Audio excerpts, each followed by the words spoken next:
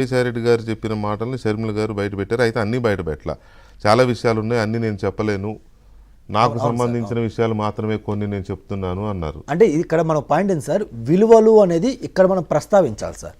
ఎవరికొద్దు, వైఎస్ఆర్ గారికి ఉన్నారు ఇద్దరు బిడ్డల గురించి ప్రస్తావిద్దాం సార్. జగన్మోహన్ రెడ్డి గారికి యాజ్ వెల్ యాజ్ షర్మిలమ్మకి ప్రస్తావిద్దాం సార్.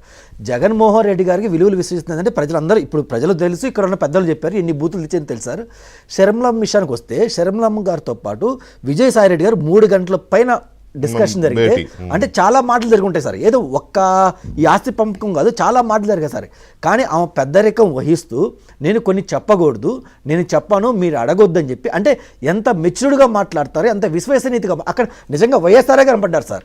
ఎందుకు ఆమె ఏం చెప్పింది, నేను ఏం డిస్కస్ చేయనండి, మీరు అడగొద్దు, బట్ ఒక్క విషయమే చెప్తా అని చెప్పి ఆ ఒక్క ఆస్తి గురించి మాత్రమే చెప్పింది. అది కూడా ఎందుకు, ఇది నా సంబంధించింది కాబట్టి, నాకు చెప్పే స్వేచ్ఛ ఉంది కాబట్టి నేను చెప్తా అని చెప్పింది సార్. అంటే ఇతని క్యారెక్టర్ ఏంది, షర్మిలమ్మ క్యారెక్టర్ ఏంది, వీళ్ళు వైఎస్ఆర్ అభిమానులు ఇది ఆలోచించాలి సార్.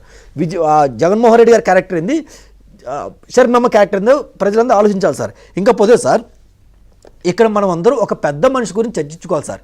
ఇప్పటిదాకా మనం ఇద్దరు గురించి మాట్లాడుతున్నాం. ఎవరి గురించి మాట్లాడుతున్నాం, జగన్మోహన్ రెడ్డి గారి గురించి మాట్లాడుతున్నాం, విజయసాయి రెడ్డి గారి గురించి మాట్లాడుతున్నాం. ఇంకొక పెద్ద మనిషి ఉన్నారు సార్, అతని పేరు ఏంటంటే వైవి సుబ్బారెడ్డి గారు sir. Very very important person. ఎందుకంటే ఆ రోజు ఆస్తు తగాదాల విషయం కానీ, లేదంటే వైఎస్ఆర్ గారు చెప్పినప్పుడు విజయసాయి రెడ్డితో పాటు ఎవరున్నారంటే సుబ్బారెడ్డి గారు కూడా ఉన్నారు. ఆయన ప్రెస్ మీట్ పెట్టి ఇదే మా షర్మిలమ్మని ఎలా తిట్టారు సార్, నోటికి వచ్చేటి తిట్టి, షర్మిలమ్మకి సంబంధం లేదు, ఆ ఆస్తి మేము రాసి చెల్లిపోయాం, ఇవ కావాలని ఇప్పుడు నాటకాలు ఆడుతుందని చెప్పి వైవి సుబ్బారెడ్డి గారు చెప్పారు సార్.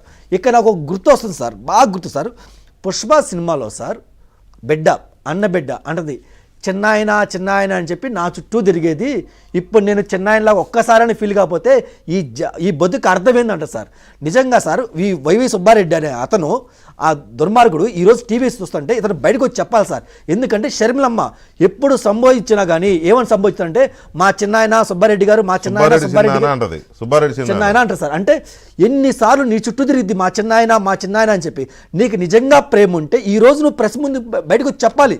ఆ రోజు వైఎస్ఆర్ గారు ఉన్నప్పుడు ఏం జరిగింది, జగన్మోహన్ రెడ్డి గారు మిమ్మల్ని ఏం చెప్పమన్నారు, మీరేం చెప్పారు, కనీసం నీకు సిగ్గు శరం ఉంటే ఎప్పుడైనా బయటకు వచ్చి బయట చెప్పాలి సార్. ఎత్నం ఎందుకు చెప్తున్నానంటే, ఏ సంబంధం లేని విజయసాయి రెడ్డి గారే బయటకు వచ్చి నిజాలు చెప్పాడంటే, షర్మిలమ్మతో నిజాలు చెప్పాడంటే మీరు ఎందుకు చెప్పలేకపోయారు?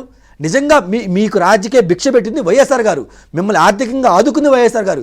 ఈరోజు వైఎస్ఆర్ గారు బిడ్డ కష్టకాలంలో ఉంటే నువ్వు పదవుల కోసం డబ్బుల కోసం జగన్మోహన్ రెడ్డి గారు బుడ్డి చుట్టూ తిరుగుతుంటే అసలు జనాలు నేను నమ్ముతారా?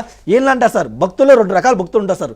దొంగ స్వామీజులు ఉంటారు, మామూలు స్వామీజులు ఉంటారు. ఈ వైబీ సుబ్బారెడ్డి అంటే దొంగ స్వామీజులు సార్. వీళ్ళ పవర్ ఎక్కడ ఉంటే అక్కడికి వెళ్తారు, డబ్బులు ఎక్కడికి వస్తే అక్కడికి వస్తారు సార్. నిజంగా ఒక్కసారి నువ్వు ఇది నా బిడ్డే, ఏమో నా బిడ్డ అని తలుచుకున్నాడు సార్ ఇతను.